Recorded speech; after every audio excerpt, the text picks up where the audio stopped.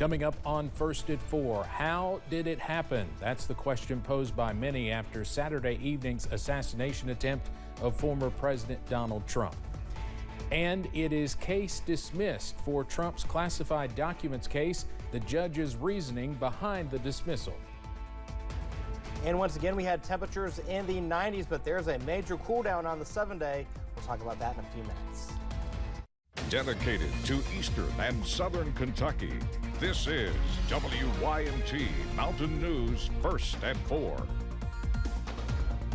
Good afternoon, I'm Steve Huntley. First at 4, less than 72 hours after an assassination attempt on former President Donald Trump, the Republican National Convention has officially named him as the Republican nominee for president. And now he has selected his vice presidential candidate.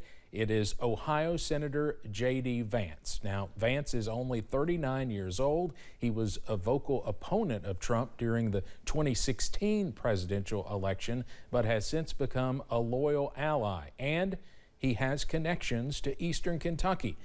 You already know that if you've read his best-selling memoir, Hillbilly Elegy, which came out in 2016 and received both praise and criticism. Vance was born in Ohio, but his maternal grandparents had relocated there from Eastern Kentucky. Hillbilly Elegy included his experiences growing up with family members in the Jackson area of Breathitt County. It highlighted issues like poverty and domestic violence in the area, and some criticized Vance for assuming that his family's realities applied to everyone else in our region. Now, Vance served in the Marines, was deployed to Iraq, and earned a law degree from Yale. After his book came out, he quickly found himself in demand as a lecturer and political commentator. He was elected as an Ohio state senator in 2022.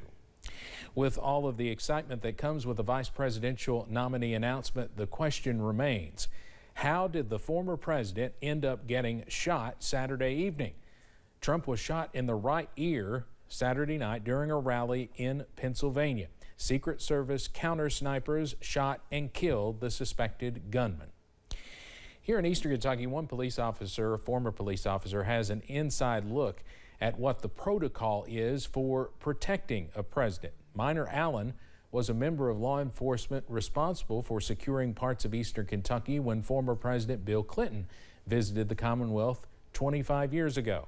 WYMT's RJ Johnson takes a closer look at how police worked to secure parts of Eastern Kentucky 2.5 decades ago. In July of 1999, President Bill Clinton visited Jackson County and Hazard as a part of his New Markets tour. Former Hazard Police Chief Minor Allen, who was captain of the department when President Clinton visited the area, says the Secret Service worked with law enforcement to ensure the safety of the president. You know, when you have the Secret Service, you know, they're pretty much going to take the lead on everything and show you what you've got to do, what you need to do, what you need to be looking at. They set up magnetometers, was checking people for weapons or anything else that might be coming into that area. Allen says safety protocols for a sitting president compared to a former president is different. However, Secret Service still heavily secures the area. Coming up tonight at 6, I'll have more in depth on what that preparation looks like. But for now, in Hazard, RJ Johnson, WYMT Mountain News. Of course, Bill Clinton visited Eastern Kentucky both as president and as former president. Allen says they worked with the Secret Service to secure buildings, roadways, and more. Now, Clinton certainly not the only president to visit Eastern Kentucky. As recently as 2 years ago, sitting President Joe Biden walked through portions of Breathitt County devastated by the historic flooding. WYMT's Caroline Mueller talked to community members in Breathitt County about their encounters with the Secret Service while the president was here. After the historic flood in July 2022, President Joe Biden and First Lady Dr. Jill Biden visited Eastern Kentucky. They were joined by Governor Andy Beshear and First Lady Brittany Beshear to tour the areas that saw the most damage. Jerrica Noble was doing flood relief work when the president arrived. She says it was like a scene out of the movies. It's always, they're super covered, there's a ton of people around them, and it was about that much, but we're from Lost Creek, so we don't see anything like that. It was pretty cool, but also kind of overwhelming.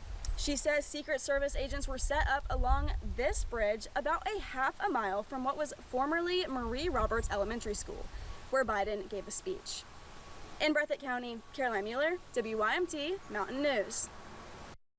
And we will have more tonight at 11 on what security was like while President Biden was in the area, and of course highlights from night number 1 of the Republican National Convention. Well, we had temperatures in the 90s as we rolled throughout the weekend into the start of the work week. And now we're seeing a little bit of rain and even some thunderstorms across portions of eastern Kentucky. Here's the latest with live pinpoint Doppler radar showing some rain across portions of McCreary County. But I want to focus across the extreme southern portion of Letcher County going into Wise County, where we have some rain, even some lightning being picked up with this cell just to the north of the Norton area across portions of Highway 23. A look outside in Hazard, we are seeing a mixture of sun and clouds. Temperatures right now in the 90s, and you can tell where it's rained. Wise is at 79, otherwise 80s and 90s elsewhere across the area. That's your ambient temperature, but your feels like temperature 103 in Somerset, 100 in Harlan, 101 in Ashland, 98 in Prestonsburg, 96 in Hazard. And with that, we do have a heat advisory in effect for Lawrence County, Wayne County, West Virginia, Mingo, and Logan County. This goes into effect until 8 o'clock this evening. Now, we are going to cool off substantially, but the question is when and how long will that last? I'll have the answer in the First Alert forecast in a few minutes. Steve. I am certainly ready for that cooler weather. Eric, thank you. The classified documents case against former President Donald Trump has been thrown out. CBS's Skylar Henry has more on that from Washington in this latest development in Trump's legal battles. Incredibly lucky break for the former president. A Trump-appointed federal judge in Florida has dismissed the classified documents case against the former president. In a 93-page ruling, Judge Eileen Cannon granted the defense motion over concerns special counsel Jack Smith was illicitly appointed. She also says there's a problem with how his position was funded. She didn't get to that because she said, well, we're going to dismiss this with respect to the appointments clause. Smith was prosecuting the former president on 37 counts in this case, including the willful retention of national defense secrets in connection to documents held at his Mar-a-Lago estate. Supreme Court Justice Clarence Thomas actually brought up the issue of Smith's appointment in oral arguments for Trump's immunity case. All of a sudden, he says, you know, I think maybe we should talk about the special counsel and how the special counsel was appointed. Then he mentions it again in a separate opinion. Republican Congressman Mike Waltz of Florida thinks there's even further involvement for Congress. That's to settle the issue of the inferior officers and put appropriate statutes in place that appropriately define them. This case had widely been considered the strongest against Trump. The special counsel can appeal, with the case potentially making its way to the Supreme Court. On social media, Trump wrote, dismissal of the Florida documents case should be the first step and that other cases against him should be quickly dismissed.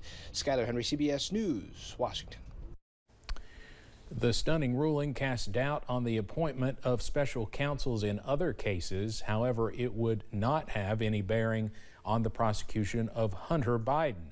The attorney in that case was a presidential nominee confirmed by the Senate. Coming up on First at 4, players become the coaches at this year's Bounce the Stigma event in Jenkins. What makes this camp unique? And if you're tired of temperatures in the mid-90s, I have good news for you. I'll tell you what that is coming up in a few minutes. Stay with us.